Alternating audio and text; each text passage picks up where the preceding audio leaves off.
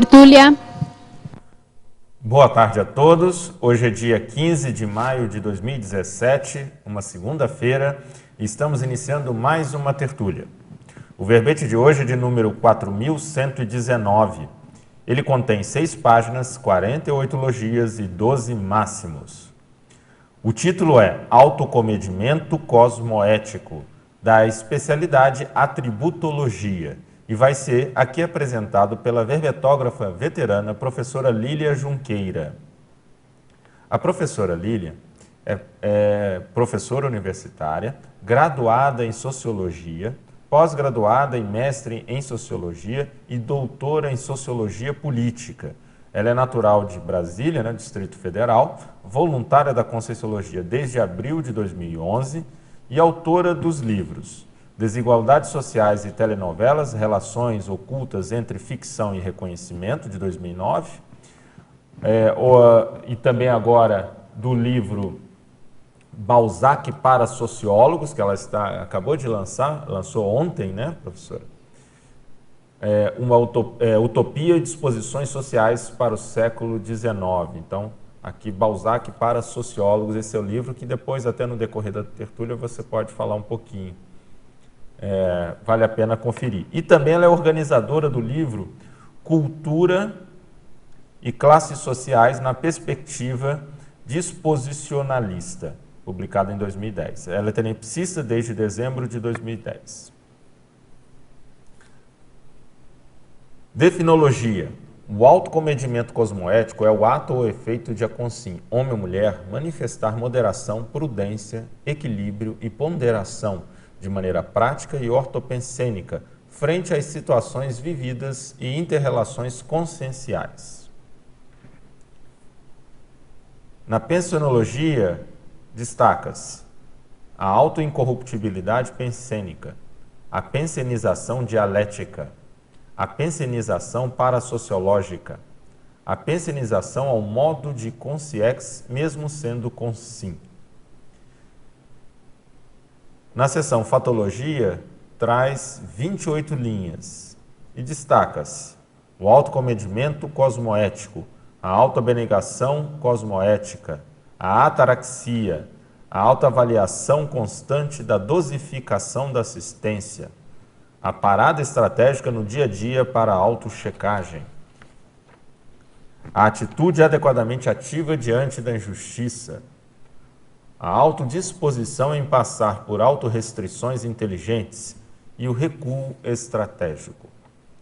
A parafatologia, a parceria efetiva com o amparador extrafísico de função, a retromnemônica retrocognitiva, a autocamuflagem cosmoética e a cosmovisão grupocármica. A divisão detalhismo conta com 27 seções. E na divisão argumentologia, nós gostaríamos de chamar a atenção para a seção contrapontologia, que traz 20 contrapontos entre a ausência do atributo de autocomedimento cosmoético e a presença de autocontenção pró-evolutiva, listados em ordem alfabética, para aprofundamento da compreensão do tema. Vale a pena, então, tem uma tabela com esses 20 cotejos. A remissiologia, nós indicamos os seguintes verbetes: ataraxia, autoabnegação cosmoética, concessão cosmoética, limite cosmoético e silêncio cosmoetificador. A frase enfática: a atitude tarística cosmoética avançada está no cerne do autocomedimento cosmoético, possibilitando a atuação mais acertada e propiciando assistência interdimensional mais qualificada. A questionologia: você, leitor ou leitora, já avaliou o próprio nível de autocomedimento cosmoético? Quais as conclusões? A bibliografia específica traz 5 referências para quem tiver o interesse no aprofundamento. E a mega-análise elaborada pela equipe da Enciclosapiens destaca os seguintes temas: autocontrole, moderação, equilíbrio, serenidade, para-direito, precaução, egocídio, ataraxia, parcimônia, inteligência, autoprontidão, autodesassédio, autoorganização, ortopensenidade, megafraternidade, autocontinência, cosmovisiologia, autocriticologia, cosmoeticologia e atributologia. Bom, professora Lília, parabéns pelo verbete, por mais este verbete. Esse é o seu 7º, né? É isso? Isso. Nós temos por hábito sempre solicitar ao verbetógrafo ou verbetógrafo que aqui, de início, coloque os motivos ou razões que levaram a escrever o verbete em questão. Você poderia colocar para a gente, por favor? Pois não. Obrigada, eu gostaria de agradecer a oportunidade de estar aqui, em primeiro lugar, né, agradecer a todas as pessoas, os consins que trabalham, que dão apoio para o acontecimento dessa tertúlia. Bom, então eu vou responder a questão. Há algum tempo atrás eu comecei a fazer uma autopesquisa relacionada a trafares, coisas que eu gostaria de melhorar no meu temperamento, no meu comportamento. E eu descobri que eu tinha problemas que eram causados por uma certa impulsividade, que já estava controlada no nível mais, vamos dizer, mais grave, né? Mas eu ainda tinha problema com, vamos dizer, um nível um pouco mais sutil de impulsividade. Então, eu fui tentar aprofundar um pouco mais essa questão e o resultado desse trabalho, dessa autopesquisa, resultou no verbete. Perfeito. Vamos então aqui às questões dos teletertulianos, sendo as primeiras de Curitiba. Parabéns pelo verbete e pelo lançamento do livro ontem à noite. Estive lá. Né? Já está em Curitiba, mas esteve ontem no seu lançamento. Pensenologia, página 18, segunda linha. Como funciona a pensenização dialética na prática? Poderia nos exemplificar seu modo de funcionamento? Ok. A dialética é um processo, né, que pode se verificar no pensamento e na realidade. Existe uma forma de pensar que é dialética. Né? Como é que a gente poderia definir dialética? É um procedimento que se divide em fases, que são aparentemente paradoxais, que são opostas. Né? A dialética é um paradoxo, porque ela é composta de duas fases. Uma fase que vamos dizer, destrutiva, que é um pensamento mais realista, no sentido de fazer uma crítica, né, apontar os problemas, com vistas a eliminar determinadas, né, manifestações, sentimentos, trafares, né, coisas que nós não queremos mais continuar com aquilo. E tem uma segunda fase, que é como você vai preencher o espaço vazio que ficou depois dessa, vamos dizer, dessa crítica, dessa destruição, desse deixar de lado aquilo que não se quer mais para a sua manifestação consciencial. Então, essa segunda fase é uma fase mais positiva, mais construtiva. Então, a dialética ela funciona nesse ciclo, né, enfim, destruição daquilo que a gente não quer mais e recuperação, né, e proposição para nós mesmos e adoção daquilo que nós queremos de melhor para o futuro, do avanço. Então, o pensamento dialético é o pensamento que não se limita ao pessimismo somente e não se limita ao otimismo sem ter uma funcionalidade depois. Não é o apoliana que acha tudo perfeito. Né? É aquele pensamento positivo, mas que ele é propositor, que ele quer criar uma situação nova, que ele quer dar um passo evolutivo à frente. Perfeito. Na pensenologia também, na terceira linha agora, na página 18, quais as suas dicas para que possamos ter a pensionização parasociológica, aumentando nossa visão de conjunto, imitando o modo de pensar do Balzac, que estudamos no curso desse fim de semana? Pode repetir qual é a linha da pensionologia? Terceira linha. Terceira linha. Quais as suas dicas para que possamos ter a pensionização parasociológica? Tá. Bom, na aula que foi ontem, que foi dada ontem, sobre justamente esse livro que Locha acabou de apresentar, ele foi lançado, e houve também uma aula sobre o assunto do livro. Nessa aula, eu apresento a tese central do livro, que é a de que o escritor francês Honoré de Balzac, que é o pré-cognitor da projeciologia e também o criador de um estilo literário novo na época, que é o realismo literário, ele, apesar de ser uma consciência que apresentou naquela vida do século XIX muitos problemas, muitos trafares, mas ele fez um trabalho evolutivo bastante significativo para a época. Porque ele, na minha opinião, né, eu tento mostrar isso, toda a argumentação, toda a construção da pesquisa está no livro, para chegar à conclusão de que o Balzac, ele, na minha opinião, fez um trabalho gigantesco de preparação do Holopensene da França e da Europa no século XIX para a chegada das ciências humanas, entre elas a sociologia. Ele fez isso nos termos dele, na linguagem, né, dentro do trabalho que ele conhecia melhor, que era a literatura. Mas, como isso foi muito difundido, e as pessoas leram, e elas, de uma certa forma, acabaram fazendo uma autorreestruturação pensênica. E o Balzac foi um dos autores que contribuiu para essa mudança, que possibilitou a chegada das ciências humanas. Então, isso significa que o Balzac tinha um pensamento sociológico. Tá?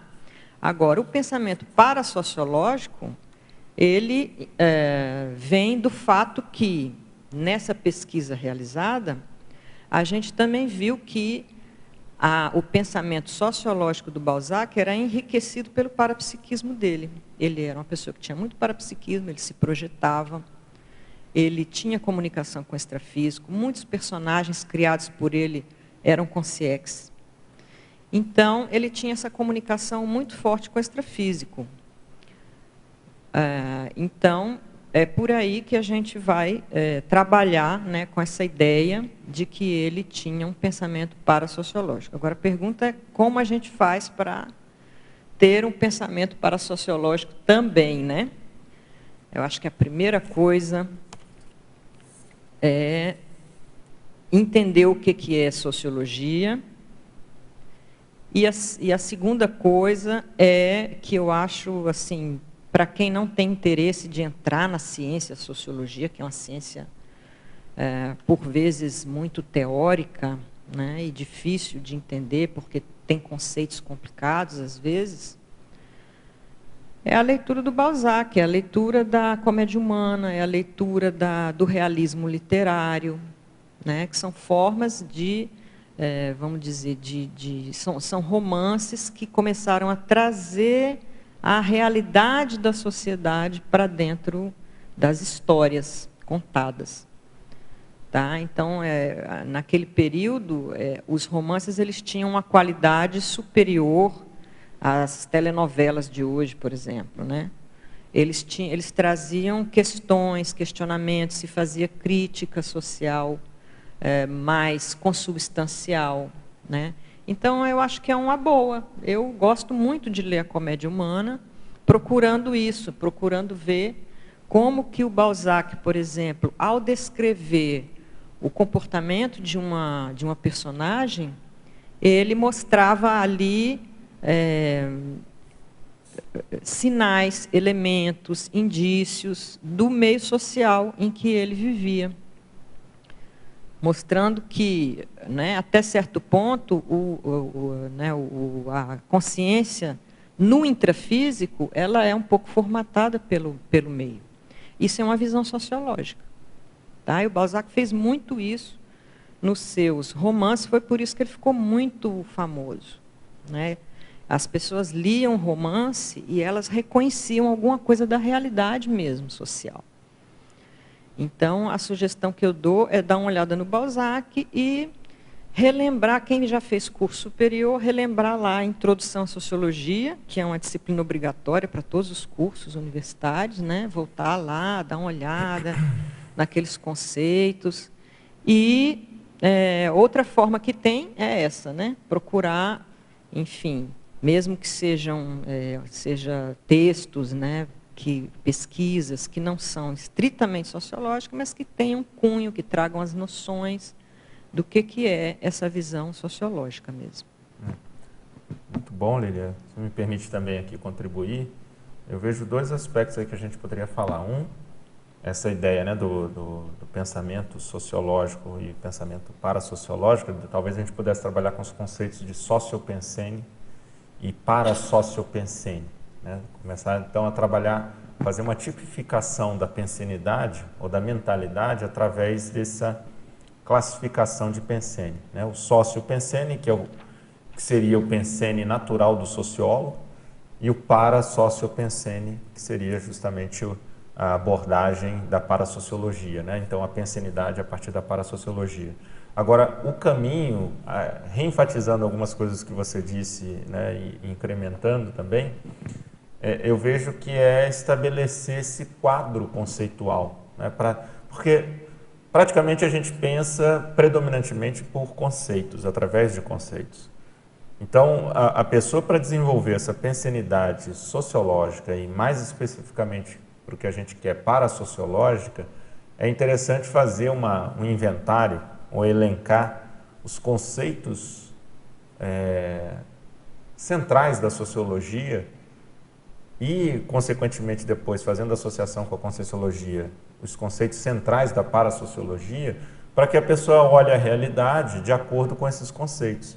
Então, o caminho que eu vejo do desenvolvimento dessa parasociopensenidade é justamente através de um quadro conceitual, a definição. Exemplos de conceitos, né? Relações sociais, estrutura social, quer dizer, você domina muito mais isso daí, né, sua área de atuação, hierarquia social, não é? A pessoa está dentro de um contexto, existe uma hierarquia, né? A gente tem inclusive a hierarquia evolutiva, a parasociologia pode olhar a visão da parasociologia, vai ver a hierarquia ali social, ou paraevolutiva, através da hierarquia evolutiva também, porque acaba tendo inclusive, né, até área de atuação, ou jurisprudência assistencial conforme a hierarquia, né? E função social, quer dizer, função é outro conceito que não é específico da sociologia, mas atribuído à função social, é outro conceito que a gente poderia trabalhar, a função socioevolutiva, né? Em qualquer abordagem que vá se fazer. Então, eu acho que dessa maneira seria muito um caminho muito prático para que a pessoa comece a desenvolver esse olhar, não é? Olhar de acordo com uma rede conceitual que permita, então, a pessoa enxergar elementos que normalmente ela não enxergava. Né? Bom, nós temos agora questões de Ribeirão Preto, São Paulo. Pensenologia, página 18. Essa pensenologia chamou atenção, hein? Pode definir a autopensenização heteroconsciente? Terceira linha? Terceira linha. Não. Página 18, quarta linha. Quarta linha. Isso. Autopensenização heteroconsciente. A consciência pensar, a autopensenização da consciência, ou seja, a própria pensenização, ser heteroconsciente, ou seja, ter consciência dos outros. É um pensamento que engloba a existência do outro, que tem em mente a existência do outro. Né? Existem pessoas que são muito fechadas em si mesmas, elas não conseguem levar em consideração que a existência do outro. Então, isso é um modo de pensar, às vezes. Então, ela precisa, né, para melhorar isso, ela tem que mudar a forma de pensar. Né, os autopensenes têm que sempre levar em consideração a existência de outras pessoas, seja com sim ou com ciex. Colocando aí no espectro, né, a ausência total disso que você está trazendo é o autismo, né? Tanto num viés mais patológico seria o autismo, né?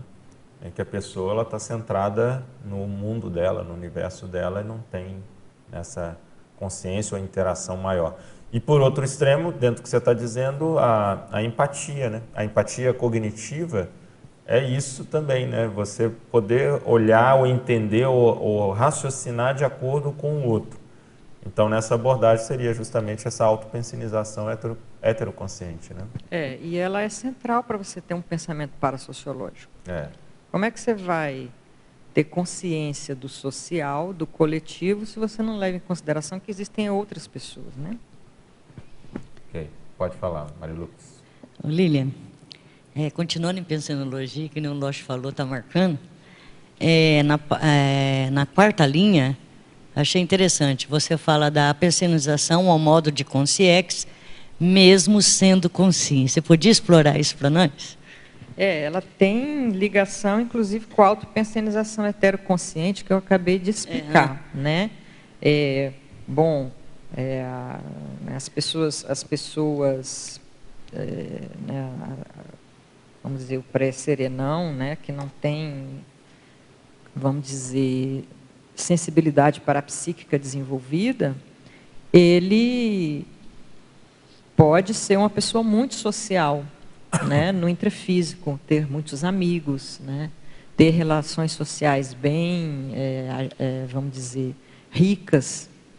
Mas quando a gente tem né, além, né, da nossa percepção e da nossa pensionização intrafísica, a gente tem também a percepção extrafísica, a gente vai ver que existem muito mais outras relações, além daquelas intrafísicas, que a gente já trabalha com elas, já lida com elas bem. Então, vai ampliar muito ainda mais, né, a questão das relações. E a complexidade dessa manifestação, né, consciencial.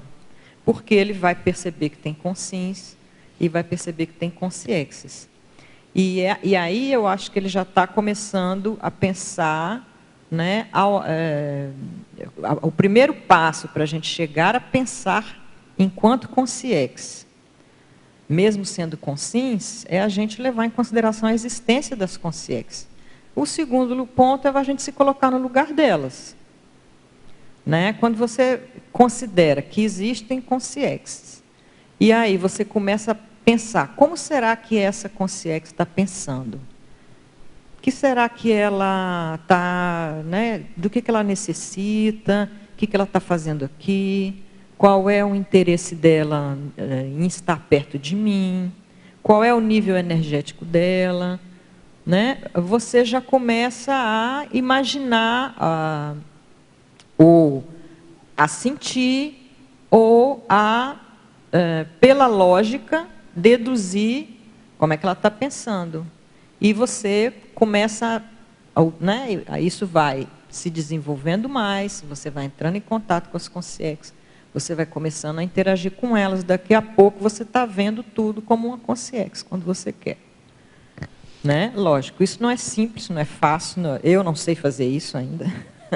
Não é uma coisa, você pensar como uma consciência, sendo que você ainda é consciente, eu acho que não é fácil, é uma coisa, exige muito trabalho, exige muita holomaturidade, exige amadurecimento, nível evolutivo alto e tal.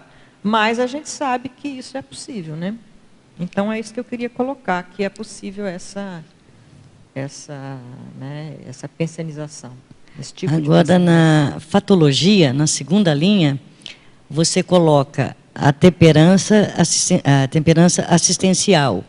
Aí, na página 19, continuando, lá na quarta linha, você fala da autotemperância. Você podia fazer um link aí para a gente? É porque na linha 4 é autotransparência, né? Na linha 4 da página A segunda 19. linha, ó, da fatologia. Na segunda? É, a segunda linha da fatologia. É porque na página 18. Na página 18 é temperança assistencial. E na 19 é qual? A autotransparência. Transparência. Ah, então você quer que eu faça a uma relação autotransparência entre os fazer dois. Isso. Bom, então, a temperança assistencial, né? É assim, vamos dizer, é uma das coisas que estavam me incomodando, que me levaram a fazer esse verbete, começar a estudar isso. Porque eu já tinha começado a estudar conscienciologia, eu já tinha uma noção, né, da assistência intrafísica, extrafísica, e eu comecei a ver que, às vezes, as minhas tentativas de assistência, elas não davam certo por causa dessa, entre aspas, impulsividade que eu tinha. Então, eu entendi que para você fazer assistência, você tem que ter temperança. Você tem que ir com calma, né? Não é assim, eu quero melhorar a outra pessoa. Não é porque eu quero que ela vai melhorar, né? Então, tem que ter muita tranquilidade, né? Aí eu me empolguei, eu queria fazer assistência, eu queria assistir todo mundo, eu estava percebendo as energias, mas não é assim, porque você quer aqui e agora. Então, tem que ter temperança, tem que ter comedimento. Então, aí eu explico a temperança. E qual a relação disso com a transparência? Bom, autotransparência, aqui o conceito é a ideia de que você, de uma sinceridade, né, de uma honestidade que é possível você ter com relação a você mesmo, e isso envolve autopesquisa, e, por outro lado, que as pessoas que olham para você, elas também veem quem você é. Né? Que você não é bifronte, que você não tem duas caras, que você não é uma pessoa complicada nesse aspecto. Que dá para saber quem você é. Né? Então, eu acho que se a gente for fazer uma relação, né, talvez a autotransparência seja importante para você fazer uma assistência equilibrada nesse aspecto, né, da temperança. Porque quanto mais você se conhece, e quanto mais as pessoas sabem com quem elas estão lidando, principalmente o seu assistido, mais a assistência tem chance de dar certo. Eu acho que pode ser por aí a conexão. Ok? Obrigada. Professora Lília, boa tarde. Boa tarde. Parabéns aí pelo verbete e parabenizo também pelo lançamento do livro. Obrigada. Ontem eu estava presente lá no lançamento. E você apresentou no lançamento uma listagem de 146 consciências, se não me engano, 146, né? 143. 143. E aí eu queria, se puder, né, fazer a relação dessa parelencologia, que aqui na parafatologia, na página 19, na 8ª linha. Os bastidores da assistência extrafísica. Se você puder fazer essa relação. E eu comprei o livro e eu vi que essa relação não consta desse livro. Então, eu não sei se isso é um projeto futuro, porque é uma lista muito interessante e classificada por área de conhecimento, né? Bom, exatamente. Bom, eu vou explicar. Ontem, na minha aula, eu apresentei uma lista com nomes de consciexes que eu captei durante o período que eu escrevi o livro. Essa pesquisa, esse livro, demorou muito tempo para ser concluído e para publicar. É uma pesquisa de 4 anos que eu fui desenvolvendo aos poucos e fui amadurecendo a minha TENEPS. Eu era tenepsista já desde o início. E eu notava que, à medida que eu ia estudando, que eu ia sentando para escrever, na TENEPS apareciam alguns nomes de pessoas, com muita clareza. Aí eu fiquei me perguntando, por que será que aparecem esses nomes, que me dizem esses nomes de pessoas? Aquilo começou a ser bastante assim, frequente. Eu falei, deve ser que eu tenho que estudar isso, melhor eu vou começar a dar atenção. Comecei a dar atenção, e aí eu anotava os nomes das pessoas e ia procurar no Google. E, por incrível que pareça, cada vez eu ficava espantada, porque aquela pessoa existia, ela tinha data de nascimento, data de dessoma, o que ela tinha feito. E mais ainda que eu achei interessante é que, embora elas fossem consciex que tiveram vidas conhecidas em vários tempos diferentes, a grande maioria tinha alguma relação ou com o que o Balzac escrevia, ou com o tempo dele, né, o século XIX, ou com as questões com as quais ele se preocupava e sobre as quais ele escrevia. Então, assim, só para explicar para o pessoal, né, que lista é essa, né, Nina? Então, eu fiz a lista e eu apresentei essa lista ontem na aula sobre o livro. Bom, agora, a lista, ela não está no livro publicada. Por que motivo? Porque esse livro ele não é publicado pela Editares. O título do livro é Balzac para Sociólogos, ou seja, o público-alvo são os meus colegas da Sociologia Intrafísica. Se eu colocasse essa lista, eu acho que poderia causar não seria assistencial para eles, né?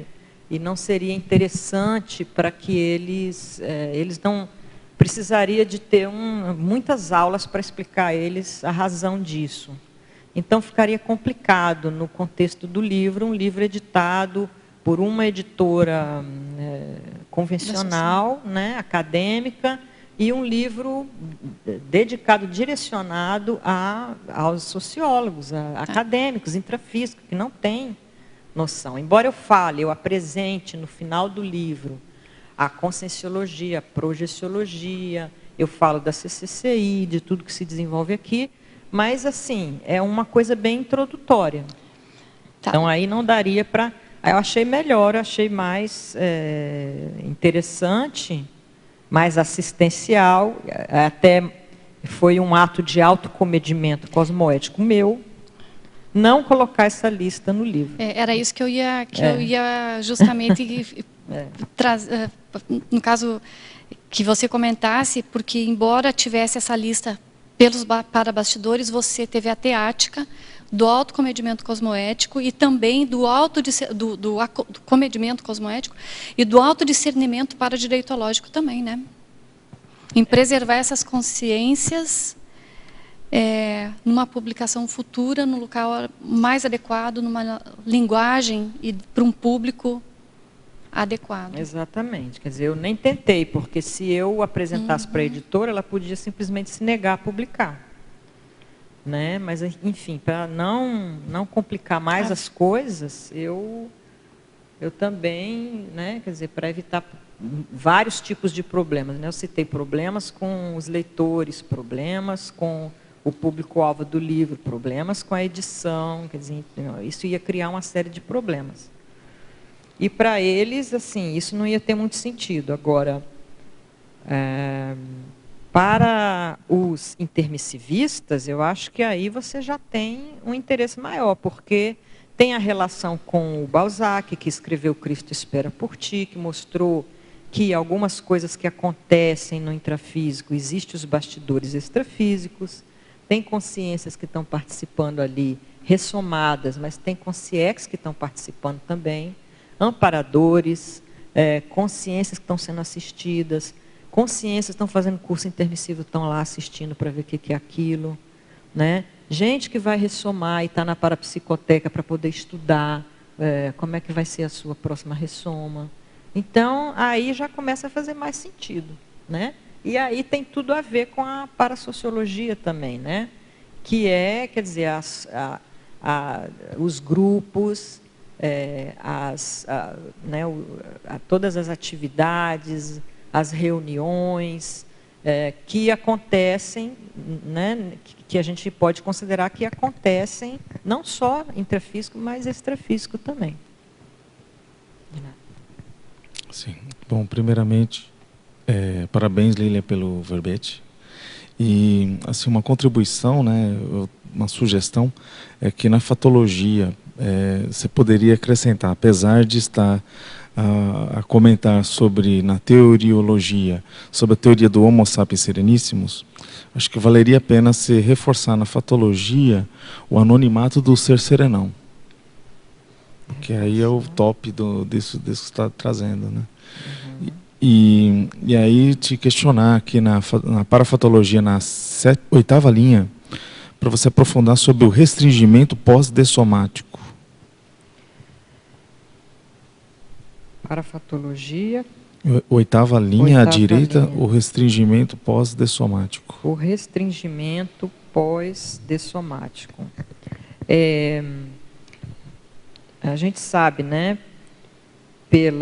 pelas experiências dos projetores e das pessoas que fazem assistência, que têm clarividência e trazem essa informação para nós, de que quando a consciência ela dessoma, ela fica um tempo se recuperando da dessoma, né? A dessoma não é uma coisa, às vezes, simples da gente vivenciar.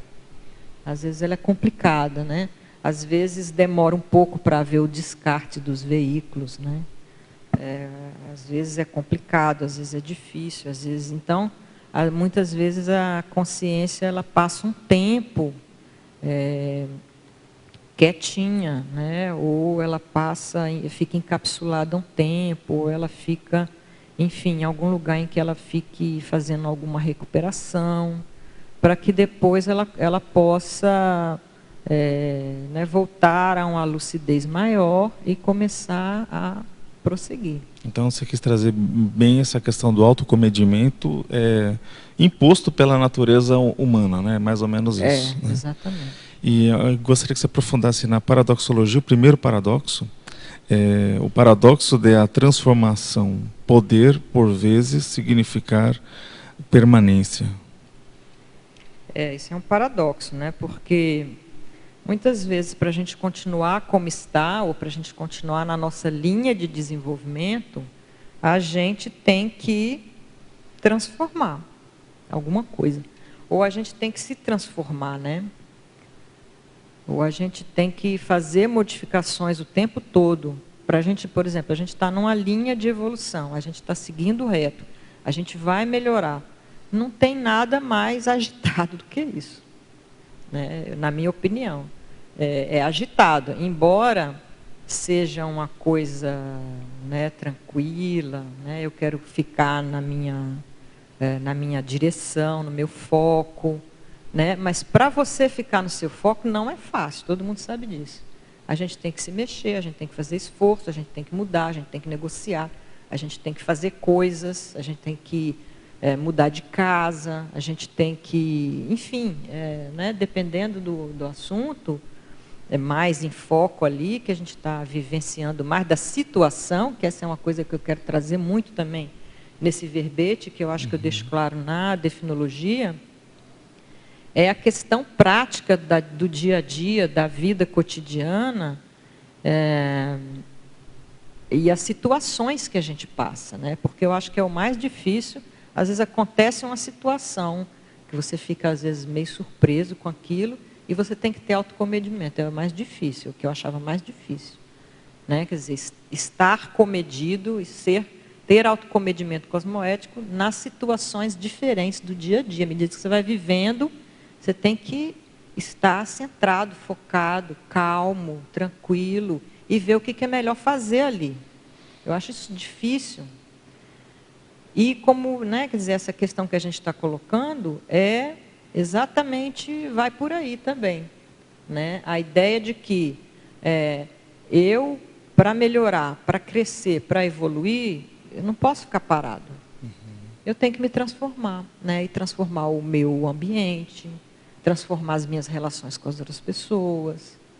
A gente tem que estar o tempo todo mexendo. Perfeito. E mais uma oportunidade aqui, na polinomiologia, na mesma página 20, o polinômio é compenetração para perceptibilidade, responsabilidade e operosidade. Você pode aprofundar? Posso. Uma das coisas que eu achei mais importante, né, e está ligado com isso que a gente acabou de colocar, né, ter autocomedimento nas situações do dia a dia. Você tem que, né, você tem que estar atilado para você fazer isso, para você estar nessa condição. Então precisa de compenetração, que é o primeiro item aí do polinômio, né? Depois, para perceptibilidade, você tem que conseguir, naquele momento, naquela situação, acessar a multidimensionalidade, né? O aqui e agora multidimensional. E você tem que ter o senso de responsabilidade, e depois isso vai definir a sua operosidade, ou seja, o que você vai fazer finalmente. Né? Quer dizer, a sua ação. Como é que você vai manifestar, o que você vai dizer, o que você vai, né?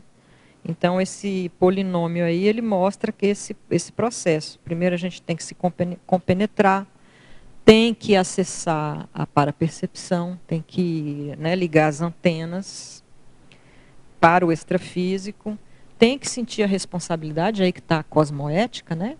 Se sentir responsável, porque a partir do momento que você tem parapercepção, você já é mais responsável do que se você não tivesse.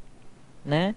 Tem que acessar a sua responsabilidade ali, para depois definir como é que você vai agir.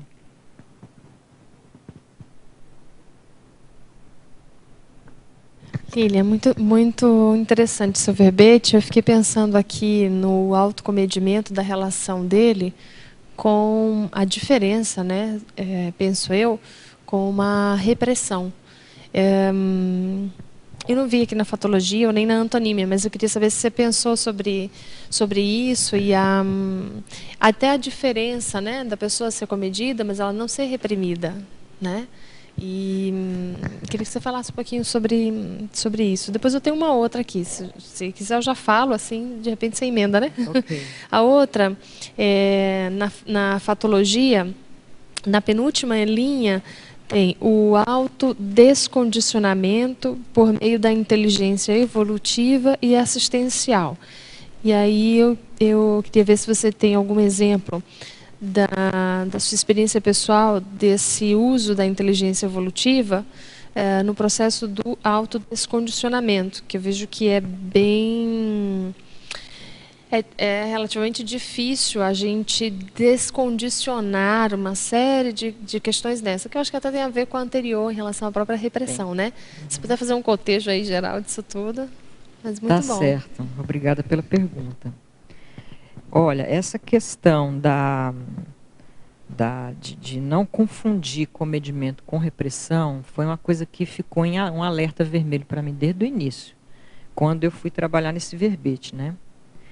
E foi uma coisa que ela está presente. Hoje, quando eu reli, eu achei em alguns itens do verbete, e eu acho que ela está mais clara lá na argumentologia, nos contrapontos. Nos contrapontos, a gente tem lá o primeiro contraponto, autoanulação religiosa. É uma autorrepressão, né? Quando você tem autocomedimento cosmoético, você assume o autoparapsiquismo, aí você desreprime. Não é uma questão de repressão. O autocomedimento não é repressão. Eu também coloquei isso na antonimologia. Isso, bem claro. Aumental somaticidade. Na antonimologia, o item 3 também, autocastração religiosa, ou seja, autocomedimento cosmoético não é autocastração religiosa, não é autorrepressão. Eu estou procurando achar aqui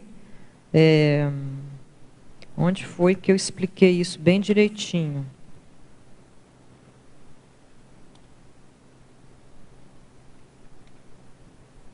Pronto. Tem um paradoxo, não sei se esse paradoxo ele ficou no verbete, deixa eu ver. Tem, primeiro paradoxo, segundo, terceiro paradoxo, na segunda linha. O paradoxo autocomedimento, autodesrepressão, né? Também. Então, eu coloquei aqui nas minhas anotações que o autocomedimento, ele é autodesrepressivo. Ele é autodescondicionador, porque ele não se refere a autolimitar-se por pressão externa, mas por inteligência evolutiva e assistencial. Aí vai ligar com aquela outra questão que você colocou. Exatamente, não... o autocomedimento, ele não é a gente se reprimir, ele é a gente agir com decisão própria, com livre-arbítrio, diante de uma situação que a gente considera cosmoético agir daquela forma. Tá? Ela é uma flexibilização inteligente. Não se baseia num recuo involuntário ou voluntário temeroso, mas no domínio do direito, possibilitando ajustes cosmoéticos. Então, não é você se autorreprimir por questões dogmáticas, religiosas, ou por submissão a alguma situação, né? Não, é você entender aquela situação e você ver, chegar a uma conclusão, né, pelas próprias experiências, pela sua própria inteligência, que é melhor para todo mundo você agir, você recuar, você dar um passo atrás naquele momento. E não você ser impulsivo e agir da maneira que lhe parece, né, num primeiro momento, mais acertada, mas que daqui a 2 minutos você vai ver que não era por aí. Então, é o oposto. Autocomedimento é totalmente diferente de autorrepressão, não é autorrepressão. Ok. As suas 2 perguntas foram respondidas? Continuando questões de Ribeirão Preto, página 18, 8ª linha, pode citar algumas utilizações assistenciais do silêncio? Página 18. 8ª linha, na fatologia. Na fatologia, 8ª linha. Utilizações assistenciais do silêncio, para citar algumas. Sim. Às vezes, a gente ficar em silêncio é muito mais assistencial do que a gente dizer alguma coisa. Tem situações assim. Né? Aí, se a pessoa for impulsiva, ela falou, a palavra saiu, não tem mais volta.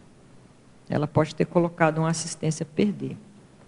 Então, né, eu aprendi a fazer isso.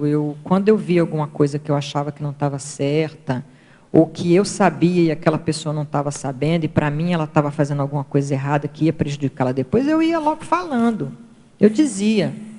Eu achava que isso era um trafor, a gente estava sendo sincero, a gente estava sendo verdadeiro com a pessoa, né? Mas, quando eu comecei a estudar essa questão do autocomedimento, como a gente faz autocontrole e tudo, eu comecei a usar a técnica de não responder as coisas, não responder as coisas de imediato. Não sempre começar, a minha primeira ação é o silêncio agora.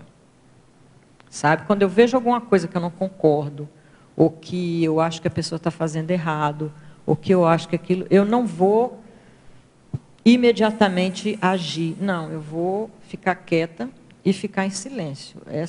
Comecei a desenvolver essa técnica. Lógico, no começo é difícil, mas com o tempo a gente vai, né, se autopoliciando, vai fazendo autovigilância e vai conseguindo. Não vou dizer que eu faço isso em toda a minha manifestação consciencial, em todos os momentos da minha vida, todas as situações. Não. Mas eu acho que eu estou melhorando, porque eu estou atenta. Isso já é alguma coisa. E isso daí me ajudou muito, sabe? Me ajudou muito nas minhas relações, nas assistências que eu quero fazer. Eu sou professora na minha profissão, né? Então, foi uma beleza, sabe? E eu botei um freio mesmo na minha impulsividade. Né? Melhorei muito nesse aspecto, eu acho. Então, eu percebi o quanto que o silêncio ele é importante, que ele pode ser assistencial em alguns momentos. E aqui tem a ver também, seria uma aplicação da omissão superavitária. Porque dentro até do que você falou, às vezes seria, né, você tinha aquela concepção que você estaria sendo sincera, e estaria sendo, mas às vezes naquele momento não é o melhor trazer aquela informação, né? É o médico, por exemplo, que tem um momento certo para falar para o paciente em determinado quadro em que ele se encontra. Não é? Então tem que saber, às vezes a pessoa ela está emocionalmente frágil, naquele momento não é o caso. Então tem a ver também com essa condição do silêncio que você está trazendo, né? Eu lembro um exemplo que o Valdo trazia, de que ele recebeu no caixa do mercado o troco errado. Só que se ele falasse naquele momento, seria ruim para a caixa, a menina que estava na caixa e o gerente estava próximo, ele percebeu que aquilo poderia até fazer com que a menina fosse mandada embora. Então ele não se manifestou para que depois ele pudesse falar adequadamente e tal, né? Então isso tudo a pessoa tem que realmente ponderar e ver que são os diversos parâmetros que a gente tem que utilizar, né? Quer dizer, você olhava por uma ótica no passado, como você se referiu, e aquilo estava certo, era o justo, dentro daquele parâmetro que você estava considerando. Só que com a experiência de vida, você começou a acoplar outros parâmetros. E aí a gente tem que ponderar, né? Eu vejo que o desenvolvimento nosso de maturidade, de autodiscernimento, se dá muitas vezes na adoção ou na, vamos dizer assim, no acréscimo de novos parâmetros de julgamento, de avaliação. E não necessariamente é uma substituição de parâmetro, mas um acréscimo para que, conforme a circunstância, conforme a situação, a pessoa tenha que avaliar ou tem que adotar um em detrimento de outro, porque naquele momento é o mais indicado. No direito tem muito isso, a questão quando ocorre a antinomia, né? Quando ocorre, por exemplo, colisão de princípios ou colisão de direitos, em que se usa a técnica da ponderação. Então, quando tem um princípio contra o outro, um não anula o outro, diferente de uma lei, né? Uma lei anula a outra. Mas princípios não, ambos são válidos. Só que às vezes numa circunstância um deve preponderar sobre o outro. E aí se desenvolveu a técnica, né, de ponderação para justamente poder ver qual é o mais indicado naquele momento, né? E o que eu acho interessante nisso que você colocou é que é como se a gente estivesse aumentando os instrumentos, as ferramentas da nossa caixa de ferramentas. Né? À medida que você vai amadurecendo, você vai tendo mais opção de ação, mais opção de manifestação, de julgamento, né? E é esse aumento das opções que vão dar para você uma ação mais ajustada ou menos ajustada, né? Você ter essa disponibilidade de parâmetros, como você colocou, e você poder, né? Mas para isso você tem que estar o quê? Quieto, para você avaliar qual que é a melhor forma de você agir naquele momento. Mas você tem a sua disposição também, porque você já trabalhou. Então, não é exatamente, eu concordo, não é eliminar parâmetros em detrimento de outros. É você aumentar a possibilidade de você acessar parâmetros diferentes e complementares. Perfeito. Agora, outra questão. Fatologia, página 18, quarta linha, de baixo para cima. O que significa o direito discricionário? Certo. Direito discricionário, eu também não sabia. Eu não sou da área do direito. Mas, quando eu escrevi o verbete, apareceu essa denominação, né, nas minhas paracaptações, e eu fui estudar o que era, né? O direito discricionário é o poder de nós mesmos administrarmos, né, as nossas coisas usando nossas próprias leis, conforme nossos próprios fins. Né? Me parece que na área jurídica existe dimensões em que existe essa liberdade maior de definição, né, das cláusulas, das leis, em determinadas coisas, né, em determinadas situações, instituições, relações humanas aí. Que é você ter dimensões da sua manifestação, da sua vida, em que você decide como é que você vai se organizar. Por exemplo, a rotina útil. Né? Não precisa, isso não é uma coisa que que está na Constituição Federal do seu país. Entendeu? Não é uma coisa que foi definida para você por fora, de fora para dentro. Não é uma coisa da mesologia que você tem que administrar. Não é uma coisa que o seu amparador vai te dar pronto para você seguir. Ou seja, você tem esse direito de organizar da maneira que você acha melhor. Tá? Então, a gente pode dar vários exemplos, né? O direito de definir horários de trabalho doméstico, quando você está na sua casa, né? Quais são os horários de trabalho que hora que você vai trabalhar, que hora que você vai ter lazer. Os usos do espaço também. Né? Você tem um espaço que é disponível para você, né? Como é que você usa esse espaço de acordo com finalidades que você mesmo vai colocar? Faz parte do livre-arbítrio, né? Ou seja, nem tudo na nossa vida é definido por lei, mas você pode se colocar algumas definições de uso, de espaço, de tempo, de relações com as pessoas, nessa tentativa de você colocar a sua manifestação consciencial dentro de um viés interessante, evolutivo. Tá? Então, aí tem uma questão que você está trazendo que é interessante, e é importante a gente fazer uma distinção. Né? O direito, salvo engano, mas tem a questão do aspecto da acepção pejorativa do discricionário, quer dizer, quando, por exemplo, um juiz faz da cabeça dele sem considerar o parâmetro legal, ou a referência, ou quando há uma lacuna e aquilo não foi fundamentado. Então, busca-se evitar esta condição. Essa é uma acepção que geralmente é utilizada. Essa foi uma decisão discricionária, quer dizer, não teve uma regulação ou um parâmetro objetivo, concreto e consensual. Foi da cabeça dele e tal. Por exemplo, se fosse um processo seletivo em que a banca selecionadora selecionou de acordo com o critério dela e não respeitasse, você que está numa universidade, né, o critério que é consensual, né, o padrão, o protocolo padrão dentro de para aquela escolha, né, de um novo professor, por exemplo, para constituir aí o corpo docente.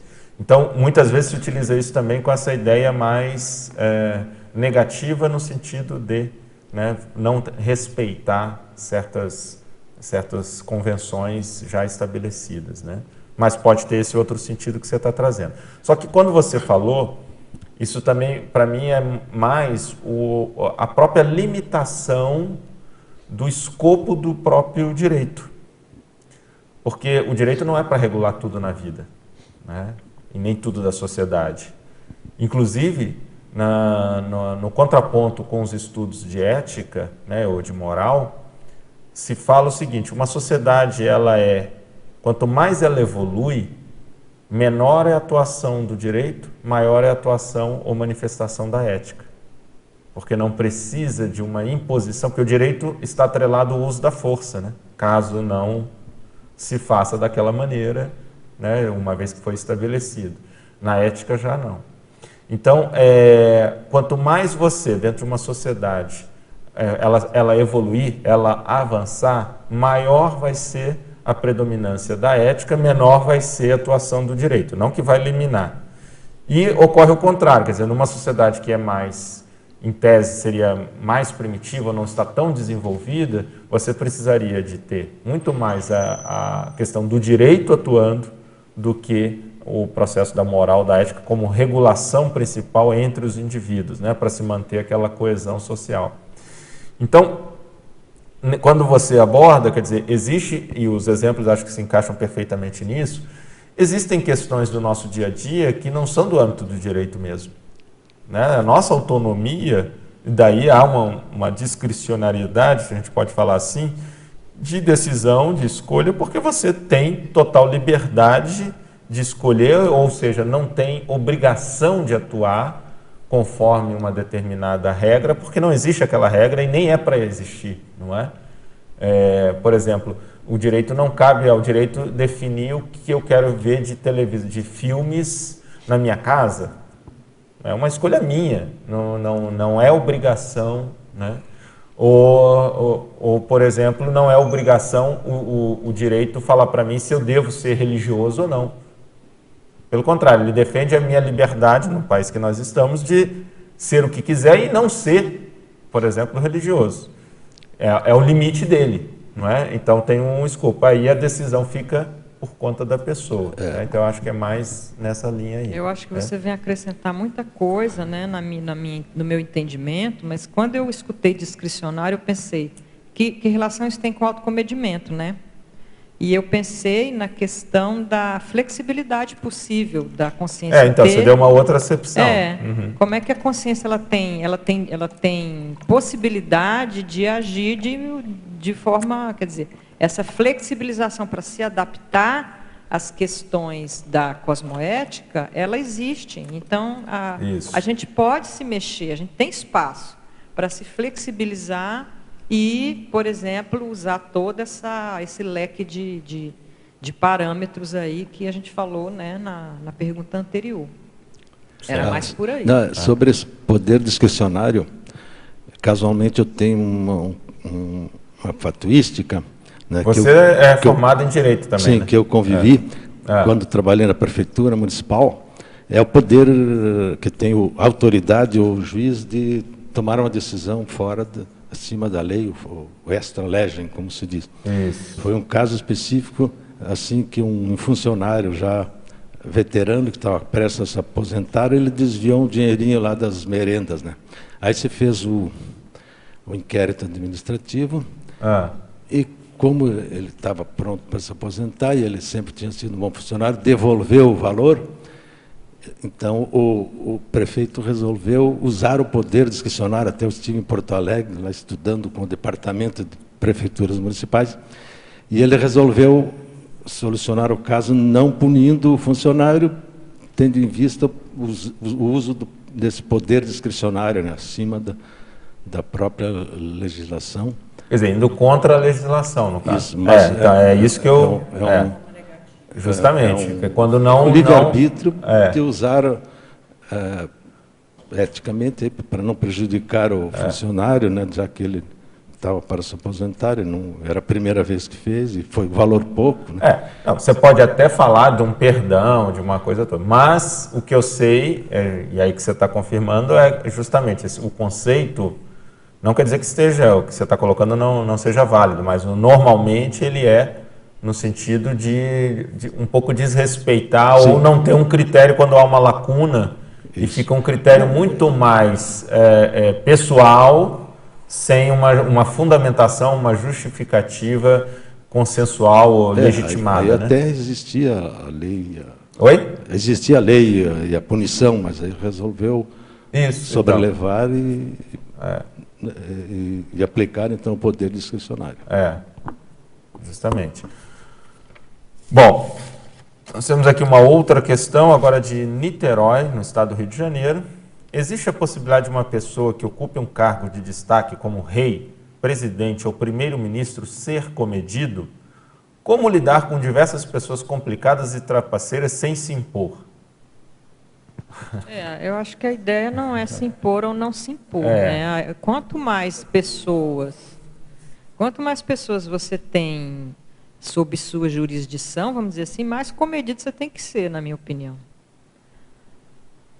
Porque você vai ter uma pluralidade de situações que você vai ter que lidar, que vão exigir mais comedimento, vão exigir mais autocontrole.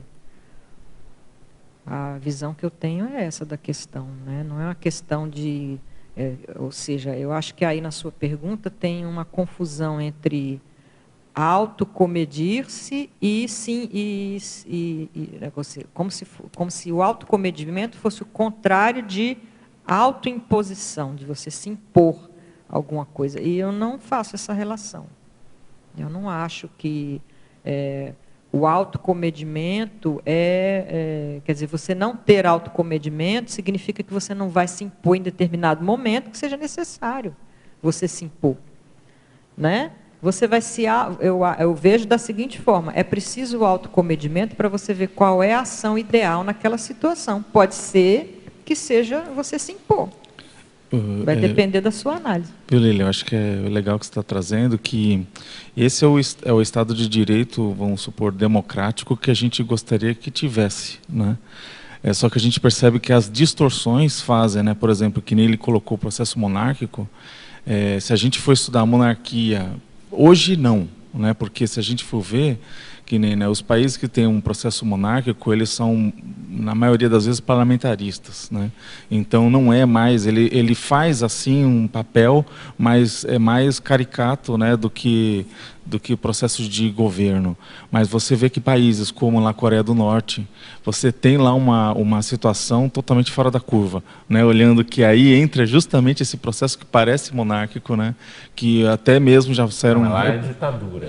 Então, é o processo da ditadura. Porque hoje a gente tem, por exemplo, a chamada monarquia democrática. Mas é como se fosse uma monarquia ditatorial. Inglaterra, Espanha, são monarquias democráticas. Isso. Então aí você vê que é um regime de governo que é ditatorial, e aí esse poder ele acaba não pisando em ovos, infelizmente, que aí é a patologia sociológica, né? Que aí a gente tem que... A evolução da cosmoética vai ter que superar isso daí, né? Exatamente. Quer falar? Eu só queria complementar, eu acho que, dentro do que você falou, né, muito bem colocado, uma coisa que a gente poderia associar também aí, se apropriando do direito, né, do direito tem a questão do princípio da proporcionalidade, aí o Eucard também, e aí atua, né, tem o conhecimento, quer dizer, esse princípio tem várias acepções, mas uma das aplicações, quando voltado para penologia, né, o estudo da pena, ou dosimetria da pena, deve-se seguir justamente o que você está trazendo do autocomedimento cosmoético, né? E quer dizer, você fazer na proporção adequada, você não vai fazer nem o excesso, mas também o autocomedimento não é escassez. Por isso que eu acho que você colocou muito bem, porque tem situações que você tem que se impor. Então, as pessoas têm uma ideia, e pode ter uma ideia errada, natural até, né? Até pelo que você trouxe, Lília, como motivo, né? Uma questão de impulsividade, você viu que precisava refrear, né?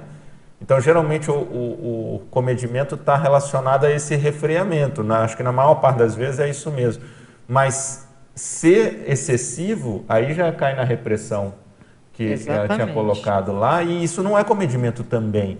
Dependendo da pessoa, o comedimento ela ia além do que ela normalmente vai, né? E aí sim, justamente, às vezes você tem que impor, ser enérgico, bater na mesa e está sendo prudente, está sendo comedido. Então eu acho que é muito ter essa noção da dose, né? Da dosificação. A dosificação, né? Do autocomedimento. Isso. Então uma dosificação aquém não é comedimento. É algo que está inadequado, não está equilibrado, não é? Então, só para a gente, talvez aqui na pergunta, meio que passa essa ideia de que a visão de comedimento é sempre o freio, não é? E não é. Outro só aspecto aí, acho que é interessante, quando colocou, né, de se tem a possibilidade de uma pessoa que ocupa cargo de rei, presidente, primeiro-ministro ser comedido. Bom, rei a gente vê, por exemplo, você pega a rainha da Inglaterra hoje. É figurativo. é figurativo. Não adianta falar que tem alguma influência, tem e tal, mas é figurativo. Né? E outros reis também hoje são muito mais figurativos, representativos, mas não de deter o poder prático mesmo para se fazer e tomar as decisões. Né?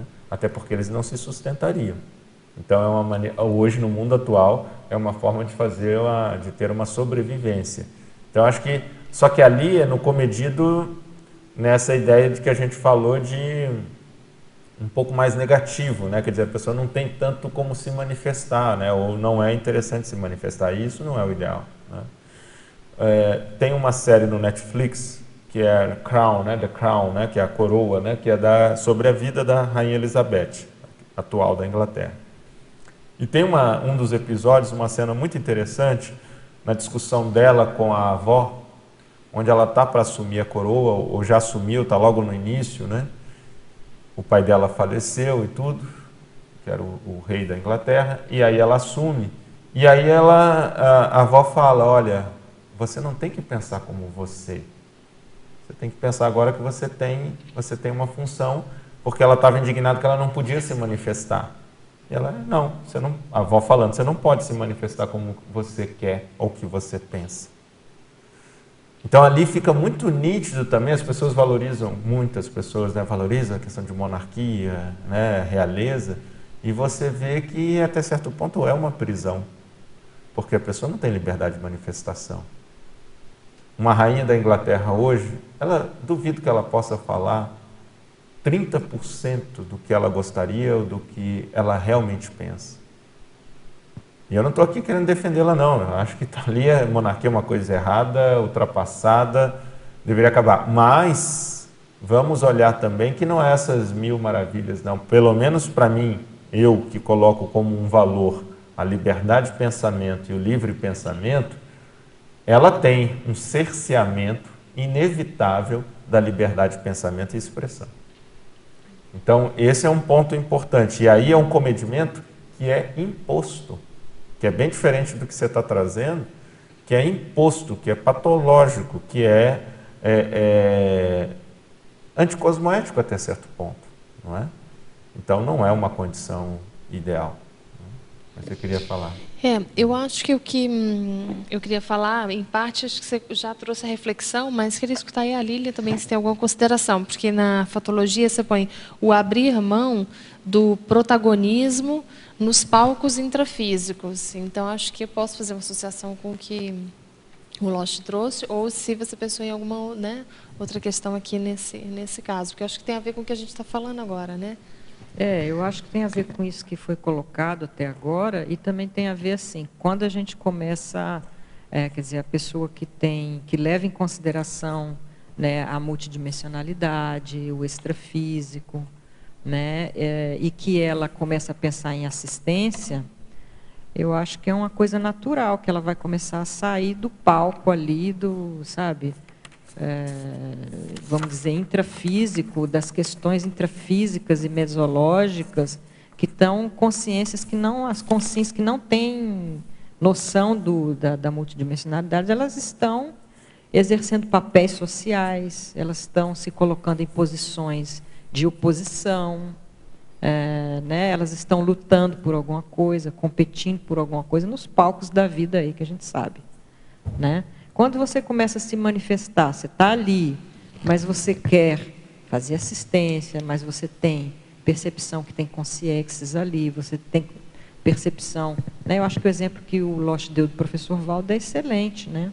O professor Valdo estava lá no caixa do supermercado, mas ele estava ativado com a percepção, né, dele, do aqui e agora multidimensional, né, da responsabilidade dele ali, do que ele estava vendo, ele sobrepairou a situação, né, e ele entendeu qual a melhor forma de agir, né?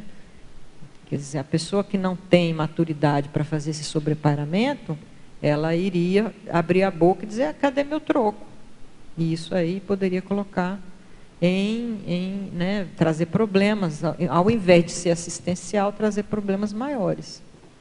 Né? Então, eu acho que isso tem a ver com isso. Quando a pessoa quer fazer assistência, quando ela leva em consideração a multidimensionalidade, há uma tendência dela ir saindo dos palcos intrafísicos. Isso aconteceu comigo.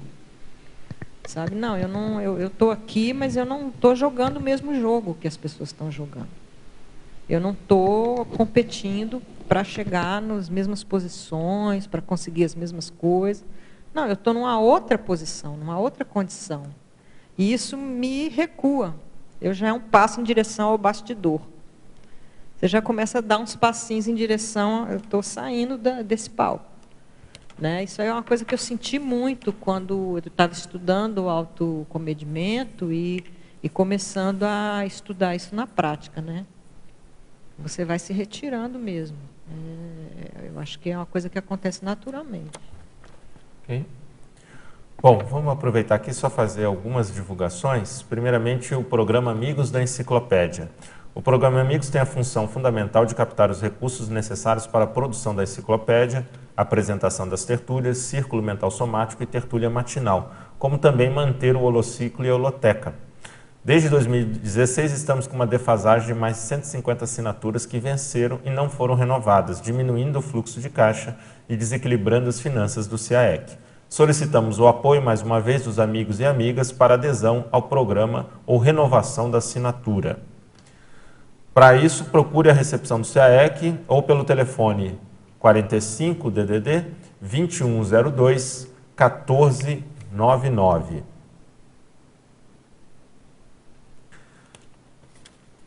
Outro ponto, também aqui pelo CIAEC, é passaporte das dinâmicas parapsíquicas. O CIAEC lançou um programa de incentivo à participação nas dinâmicas parapsíquicas, que é o passaporte de dinâmicas. Ao aderir ao programa anual, com um pagamento fixo mensal de R$ 140, você pode participar de 19 dinâmicas semanais no campus do CIAEC. É um incentivo à autopesquisa e à interassistencialidade. Ainda há passaportes com preços promocionais a R$ 120 por mês. Participe! Quero também aproveitar aqui, olha, para divulgar mais uma vez o livro que é aqui da professora Lília Juqueira, e acabou de ser lançado, foi lançado ontem aqui em Foz do Iguaçu, aqui na Cognópolis, no Hotel Mabu, não foi isso, professora Lília? Então, ó, Balzac para sociólogos, Utopia e Disposições Sociais no século XIX, da professora Lília Juqueira. Isso aqui é da Apris Editora, a publicação da Apris Editora, vale a pena, o pessoal pode comprar pela Epígrafe, e tem também a venda pela internet para poder adquirir esta obra aqui. Então, uma visão aí, quem se interessa pela relação sociologia, literatura e a própria conscienciologia, é uma obra interessante, inovadora, para que a gente possa aprofundar os estudos. Ela aborda aqui, entre outras coisas, literatura, ciências sociais e metafísica no século XIX, trata do retrato sociológico de Honoré de Balzac, a imaginação sociológica e utopia parasocial e a utopia parasocial realizada. Então, esses são alguns capítulos aqui desta obra, Balzac para sociólogos, e foneticamente a gente pode brincar com dois sentidos, né? Para, ou voltado aos sociólogos e também para sociólogo, né? Então, fica aí o trocadilho, mas já é um entrelinhamento interessante do livro. Aqui, professor. Ele. A Pré-IC Intercons já lançou aí mais um volume, um número do jornal de intercâmbio, aqui o jornal Intercâmbio, que é o informativo da Intercons, Intercâmbio Conscienciológico Internacional, trazendo aí na matéria de capa, né, todo esse projeto que eles estão envolvidos, da bibliodiáspora, que é levar livros da Conscienciologia, sobretudo determinados tratados e o léxico de ortopensatas, projeciologia, para várias bibliotecas e instituições educacionais de pesquisa do mundo. Então aqui traz na capa a professora Graça Dantas e o professor Renato Coral, na Biblioteca Nacional da Grécia, em Atenas. Vale a pena aqui, ver. Nós temos aqui os dois, tá? lá na Biblioteca Nacional de Atenas. Então, ó, a Conscienciologia, aqui a edição do Projeciologia em inglês, sendo doado para a Biblioteca Nacional de Atenas. Platão, Sócrates, Aristóteles devem estar muito felizes com essa aquisição na Biblioteca de Atenas. Sócrates eu não sei porque Sócrates não sabia ler, né? Mas pelo menos alguém pode ler para ele e vai se interessar muito pela projeciologia. Bom, e aqui traz outras informações, está muito interessante, nós temos aí exemplos na China, nós temos exemplos aqui também na África do Sul, na Alemanha, e em Ribeirão Preto, Manaus, os livros estão sendo distribuídos, né? A Intercâmbio aqui é a verdadeira distribuidora nossa hoje para os livros da Conscienciologia chegarem em pontos muito relevantes. Nós vamos ter o curso de campo em ortopensenidade, aqui promovido pelo CAEC, cujos epicons são o professor Everaldo Bergosini e a professora Lilian Zolé.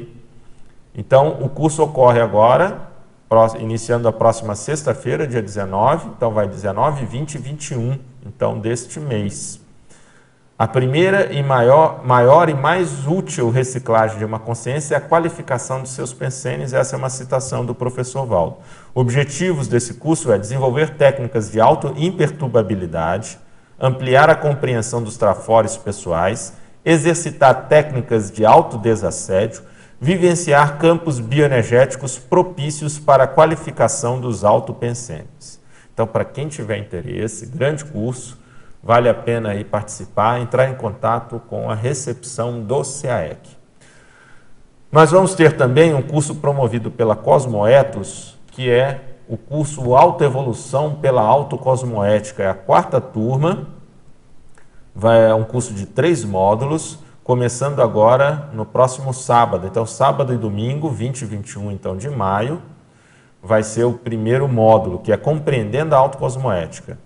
Depois nós vamos ter um segundo módulo, que é em 3 e 4 de junho, que é Desenvolvendo a Competência Crítico-Reflexiva Cosmoética. E por último, 17 e 18 de junho, o módulo 3, Criando Neo-Hábitos Cosmoéticos. Então isso é da Associação Internacional da Cosmoeticologia, vale a pena também quem tiver interesse. O local vai ser lá na sala deles, no Polo Discernimento. E para mais informações pode ligar para o DDD 45 991294122. Tema muito importante para a nossa vida, que é a cosmoética. Nós temos aqui o curso também em retrocognições durante a infância, com a professora Rita Sawaia, que vai falar dessa temática abordando os seguintes objetivos: a ocorrência de lembranças de vidas passadas durante a infância, informar como essas lembranças podem influenciar na vida das pessoas, orientar pais e responsáveis a respeito da forma mais adequada de proceder nesses casos, apresentar a casuística relativa às retrocognições infantis. Isso é um evento da ACIP, Associação Internacional de Parapsiquismo Interassistencial. O curso vai ocorrer também nesse final de semana, sábado e domingo, 20 e 21, para quem tiver interesse, entrar em contato com a ACIP. Vamos ter também o curso Teáticas da Proexologia, Teorias e Práticas da Programação Existencial, um curso que vai ser toda terça-feira, tem também uma turma todo sábado, são 2 turmas diferentes, são 18 encontros. O curso Teáticas da Proexologia visa aprofundar de modo objetivo e científico conteúdos relativos à programação existencial. Ele vai ter, como eu disse, são 18 aulas em 3 módulos, então são 18 encontros. O aluno terá a oportunidade de ampliar a autolucidez sobre a ProEx e promover autorrecins favoráveis à realização dos paradeveres pessoais assumidos no curso intermissivo, visando o completismo da ProEx pessoal. Então, a consciência intermissivista tem sempre um projeto existencial, pessoal ou autoproex para cumprir. O êxito evolutivo da sua vida humana depende do nível da sua autolucidez. Isso é uma citação do professor Valdo Vieira. Então, vale a pena, quem tiver interesse, entre para mais informações no site da Apex, www.apexinternacional.org. Vale a pena, grande curso, curso inédito que está sendo lançado para a Apex. Nós vamos ter também o acoplamentário, cuja temática será discernimento parapsíquico, com 2 EPICONs, a professora Adriana Lopes e a professora Lilian Zolé. Então, vale a pena esse tema do discernimento dentro do contexto do acoplamentário. O curso vai ocorrer nos dias 26, 27 e 28 de maio. Então, sem ser esse próximo final de semana, no outro, começando na sexta-feira, sábado e domingo, último final de semana de maio. Nós vamos ter também, nesse último final de semana de maio, só que também começando na sexta, 26, e indo até o domingo, dia 28, o curso de campo Pangrafologia Verbetológica, que é promovido pela Enciclosapiens, Associação Internacional da Enciclopédia Conscienciológica. Esse curso vai contar com os EPICONs Dulce Dal e Hernani Brito, e os objetivos são favorecer o extrapolacionismo parapsíquico sadio por meio da construção conjunta do holopensene pangráfico e favorecer a escrita parapsíquica etarística em prol do completismo grupal do megaprojeto da Enciclopédia da Conscienciologia. Vai ser aqui no campus da OIC, aqui na Cognópolis. Tá? Então, quem tiver interesse pode entrar em contato na recepção do CIAEC. A Sinvex está divulgando também o laboratório Serenário. São 7 dias de autorreflexão que a pessoa pode fazer. O agendamento é entrar em contato com a própria Asinvex. Nós vamos também ter um outro curso aqui da ACIP nos dias 10 e 11 de junho, que é Saúde Energética, com o professor Leonardo Rodrigues. Dentre outros tópicos, ele vai abordar favorecimento da autodefesa energética, desassimilação de energias patológicas, energossoma e saúde consciencial, parapsiquismo e interassistencial, assunção da postura de amparador, melhoria da saúde física, energética, emocional e mental. Mais informações, falar com a ACIP. A Consecutivos também vai estar promovendo em junho, 9 a 11 de junho, o curso Lucidez Retrocognitiva, é um curso de campo com imersão em hotel, vai ser no Mabu Interlúdio, com o professor Pedro Fernandes. Dentre os tópicos, nós vamos ter interação memória-holomemória, mecanismos práticos, teste da qualidade da memória pessoal, mnemograma, retrocognições, tipos, técnicas e otimizações, trinômio, emoções, disperticidade e retrocognição, evocação lúcida das afinidades historiográficas e 2 campos bioenergéticos retrocognitivos. Para mais informações, acessar o site www.consecutivos.com.br. Nós vamos ter aqui no CIAEC o curso Qualificação Interassistencial, com as professoras Roberta Buchader, Sandra Tonieri e a EPICOM Patrícia Pialarice.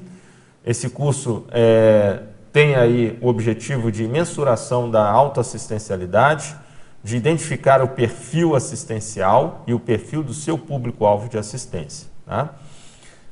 Ele vai ocorrer nos dias... O primeiro módulo, são 2 módulos, o primeiro começa 1º e 2 de julho, ok? Acho que com isso aí a gente já divulgou bastante coisa, tem muitas opções para o pessoal, quem aí quiser aprofundar os temas. Hoje a gente vive na Conscienciologia uma economia de bens, né? Porque são tantas alternativas que a gente às vezes fica até perdido. Você tem que fazer um curso de como escolher curso dentro da Conscienciologia, tá bom? Vamos lá, Nina. Lilian, eu quero te agradecer porque esse verbete está me fazendo bem. Eu vejo que o autocomedimento cosmoético, ele é um caminho aí para a gente conseguir a tranquilidade, a calmia, a propósito ansiolítico, sabe? Bem nesse caminho, eu estou numa fase de seletividade e eu vi que você amarrou várias pontas aqui. Você amarrou os bastidores da assistência em relação àquela lista, o autodiscernimento paradireitológico e aqui o egocídio que vem ali ao encontro do que ela perguntou, que é o abrir mão do protagonismo, né? Eu queria que você falasse, embora você comentou, mas eu queria que você abrisse a caixinha, porque você colocou aqui em tecnologia, na terceira linha, né, a última linha ali de tecnologia, a técnica da caixa de ferramentas da assistência autocomedida.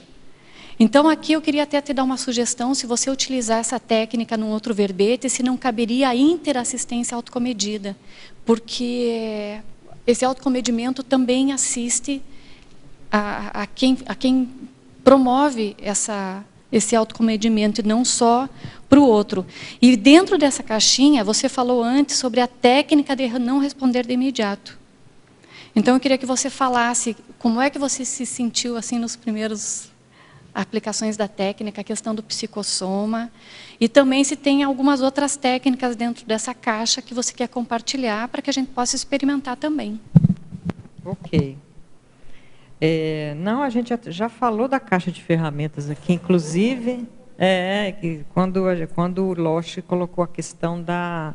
Não se trata de você deixar um método, né, um parâmetro, abandonar um parâmetro para pegar outro. Não, se trata de você ter na sua disposição uma pluralidade de formas de agir, né, de formas de se posicionar, ou de falar, ou de dizer alguma coisa, de se manifestar, que possibilite você fazer uma escolha.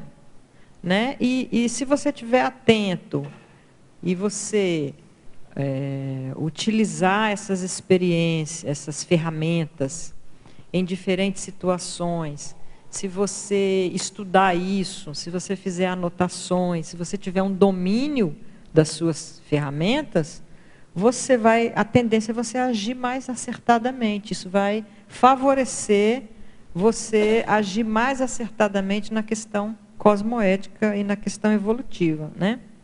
Bom, eu me lembrei dessa do silêncio, porque foi perguntado, mas tem outras. Aqui na tecnologia mesmo, a técnica da observação detalhista, né, que é você... o autocomedimento possibilita você colocar sua atenção mais no que está fora de você, ou seja, na pessoa com quem você está interagindo, né, e nos detalhes, porque né, quanto mais você percebe, quanto mais elementos, quanto mais itens você percebe da situação que você está colocado e da pessoa com quem você está interagindo, isso também vai favorecer, ou seja, são elementos que vão enriquecer a sua caixa de ferramentas. São elementos que vão poder possibilitar você fazer uma ferramenta nova. Né? Por exemplo, você está diante de uma pessoa que, né, a expressão oral dela te diz uma coisa, mas a expressão corporal dela diz outra coisa. A roupa que ela está usando te dá sinais de outra coisa. Então, isso é interessante, isso vai, né, na interação, isso já é natural na interação humana, mas se a pessoa ela é mais detalhista, se ela é mais atenta, pode ajudá-la a perceber, enfim, a perceber antes alguma coisa que pode vir a acontecer depois e agir a partir daí com mais elementos. Então, quanto mais observação detalhista, mais elementos você vai enriquecer as suas ferramentas, a sua caixa de ferramentas. Eu falo do arco voltaico, né, crânio chacral, da técnica da TENEPS, que é uma técnica de observação detalhista do extrafísico, né? Quando a gente se predispõe para doar as energias, a gente não faz só isso, a gente também tenta perceber o que está acontecendo. Então, é um esforço de observação, né? E no extrafísico, às vezes, o detalhe é mais importante do que o todo, né? Então, mais uma vez, aí tem relação com a questão da observação detalhista. A técnica da imobilidade física vígil, que é um autocomedimento, né? Você fica quieto, você não se mexe. É fácil fazer isso? Às vezes não. Então, é um comedimento. Você está forçando um pouquinho a fisiologia, o soma, para possibilitar que a sua percepção ela se expanda. Né? Então, é uma técnica também que eu usei e deu certo. A técnica da verbetografia, né? Porque a chapa verbetográfica ela exige que a gente faça um comedimento da nossa expressão escrita, né? Aqui a gente chega aqui, a gente pode expandir, mas quando você vai escrever, tem que ser dentro daquela formatação que está colocada. E isso é negativo? Não, é positivo, né? No sentido da gente conseguir expressar melhor os nossos conceitos, as nossas ideias. E a técnica do apoio tarístico também, que foi uma técnica que eu escrevi um verbete sobre ela, que é uma técnica assistencial em que você se predispõe para dar apoio para uma pessoa que está precisando, né? Você percebe, tem a ver com essa questão que ela colocou de você sair do palco. Você não vai ficar ali protagonista do que está acontecendo. Você vai ficar só apoiando.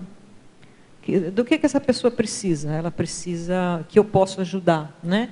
Você dá um apoio para ela, energético, enfim, do que for necessário.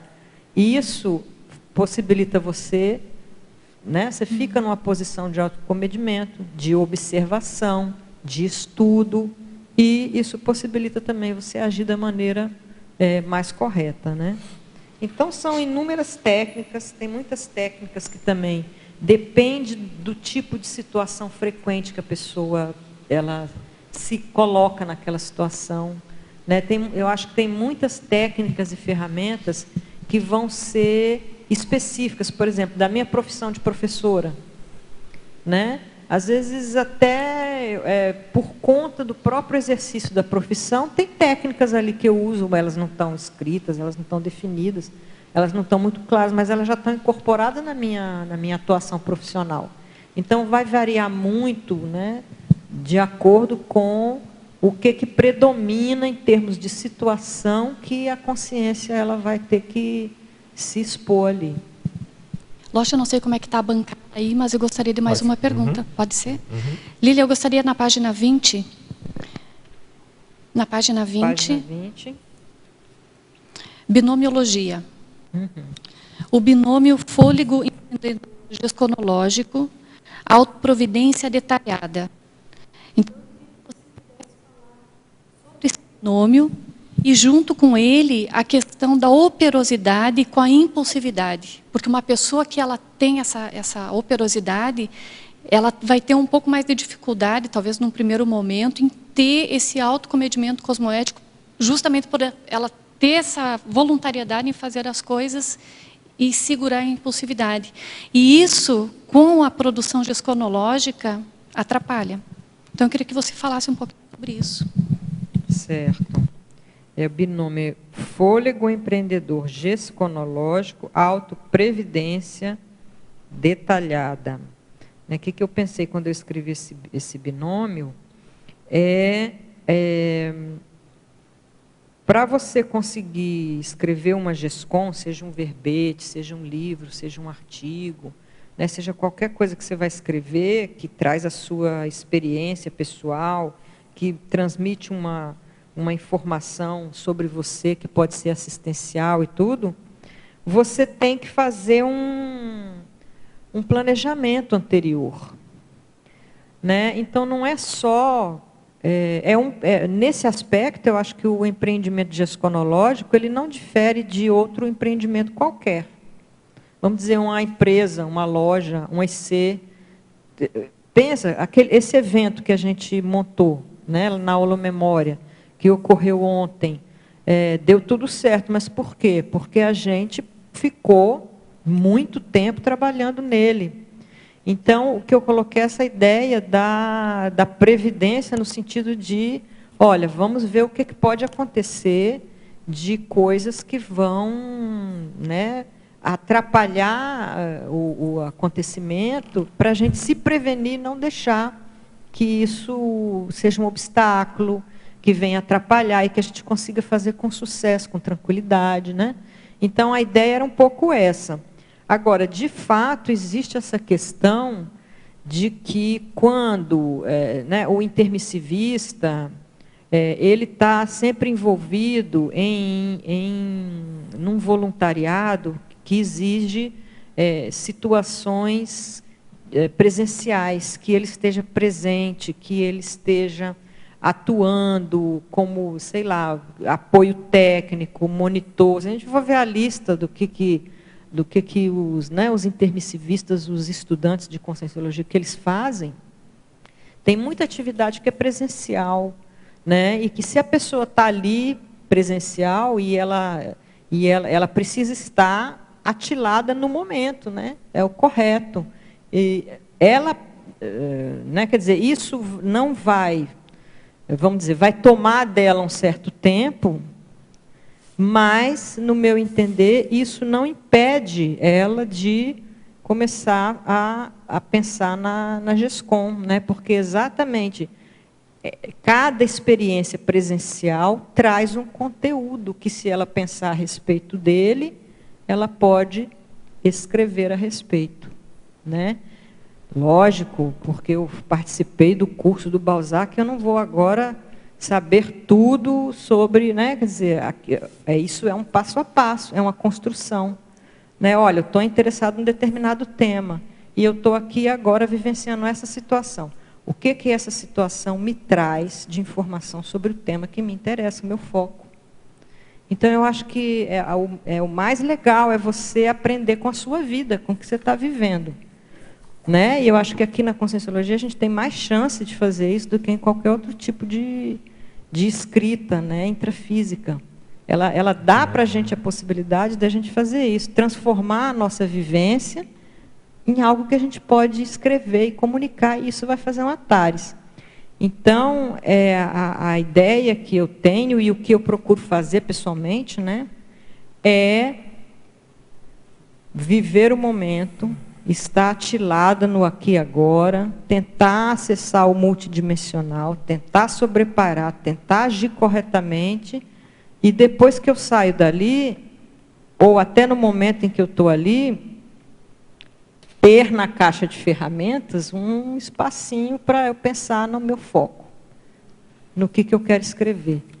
E tentar fazer um cotejo entre aquilo que eu estou vivendo, o que eu estou aprendendo e o que eu posso escrever sobre aquilo. Ou se aquilo traz algum elemento para eu escrever depois.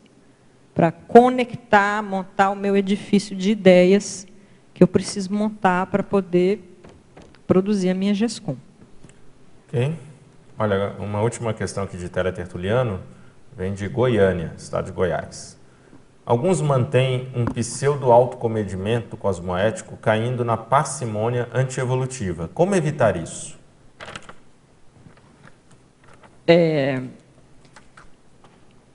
Parcimônia no sentido de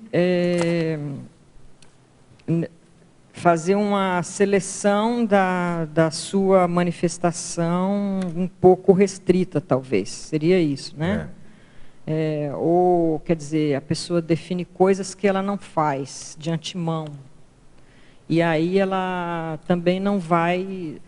eu acho que isso pode reduzir, se isso não for bem pensado, isso pode reduzir a caixa de ferramentas da pessoa.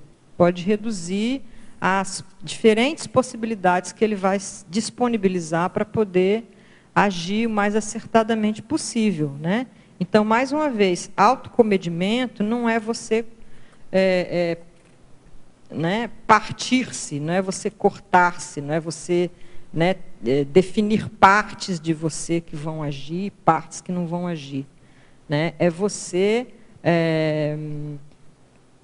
refletir com inteligência evolutiva sobre aquilo ali, para você poder agir com um abertismo maior que você puder, né? Não é uma questão de ser parcimonioso, de ser recatado, é uma questão de flexibilidade maior. Aí acho que está o grande paradoxo do autocomedimento, né?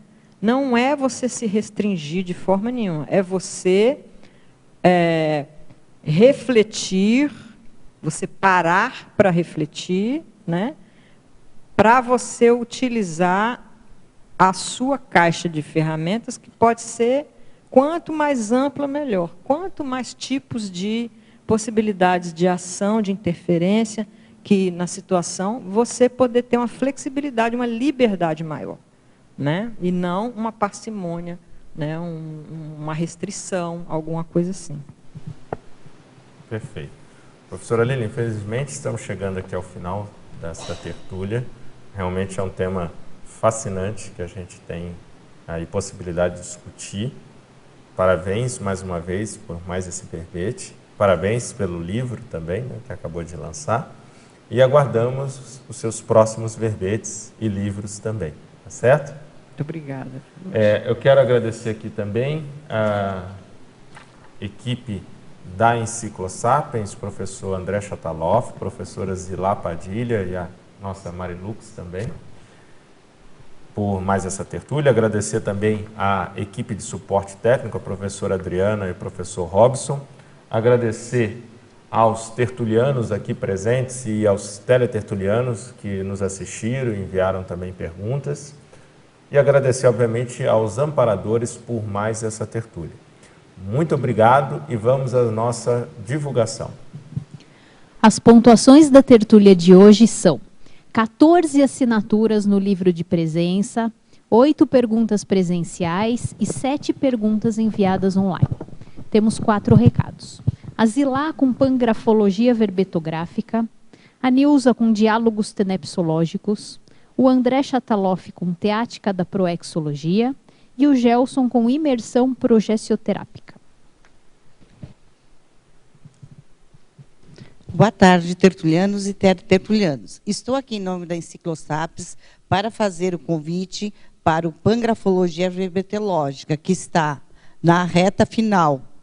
Vai ser no dia 26 a 28 de maio, agora, né? Então, quem não fez ainda a sua inscrição, ainda dá tempo de fazer, né? O curso tem por objetivo favorecer o extrapolacionismo parapsíquico sadio por meio da construção conjunta do holopensene pangráfico, favorecer a escrita parapsíquica tarística em prol do completismo grupal do megaprojeto da Enciclopédia da Conscienciologia.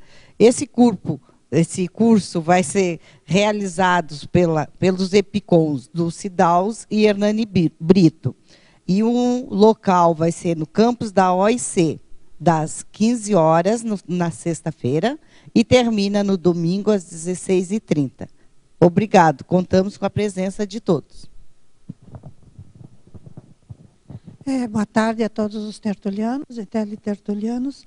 Estamos aqui para convidá-los para mais uma atividade promovida pela ICTNEPS, Diálogos Tenepsológicos. Esta atividade é gratuita, que acontece no último sábado de cada mês, das 15 às 17 horas, sala 205, na Avenida Felipe Vancher. Sede desta IC, localizada no Discernimento. Neste mês será realizado dia 27 de maio. Neste evento, as pessoas terão a oportunidade de dialogar sobre o seu laboratório tenepsístico, trazendo seus questionamentos e elucidando as suas dúvidas a respeito da prática da tarefa energética pessoal.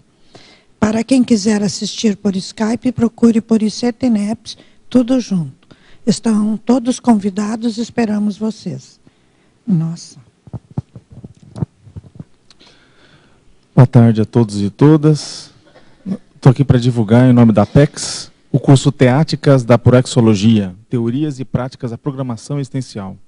As turmas vão começar nas terças-feiras, a partir do dia 23 de maio. Então, aí a gente já está na correria, semana que vem. E também no dia 27 de maio, que é aos sábados. Aos sábados vai ser o curso sempre das 14h30 às 17 horas e às terças-feiras das 19 às 21h30.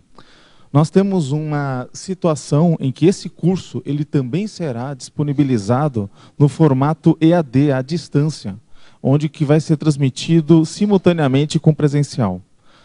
Para isso, as pessoas podem acessar o site www.apexinternacional.org e ter acesso, inclusive, ali aos meios de pagamento e de inscrição para quem queira fazer qualquer lugar do planeta, né? Então, se você que está em Portugal, você que está nos Estados Unidos e fala a língua portuguesa e queira participar, observe o fuso horário e tem essa grande oportunidade aos sábados e nas terças-feiras à noite.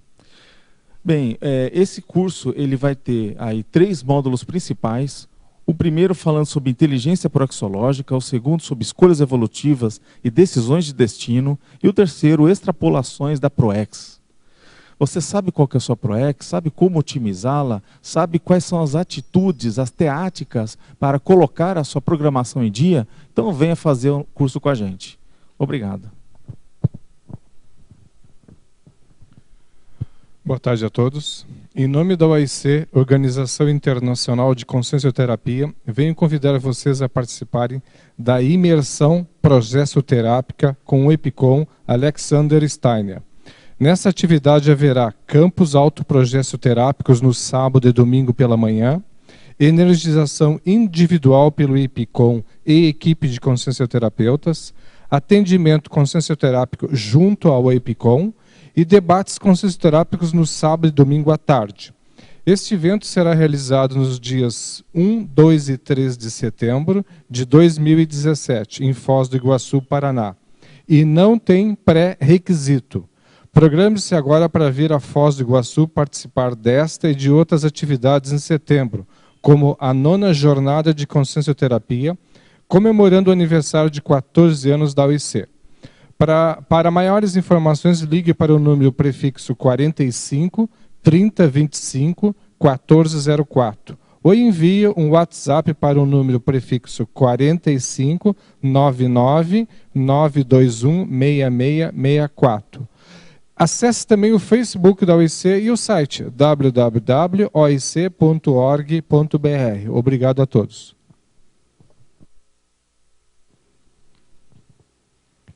Para amanhã teremos o verbete Revisão Autobiográfica, a especialidade é Autoevoluciologia, a verbetógrafa é a professora Lília Junqueira. Agradecemos a presença e a participação de todos, desejamos uma ótima tarde e até amanhã.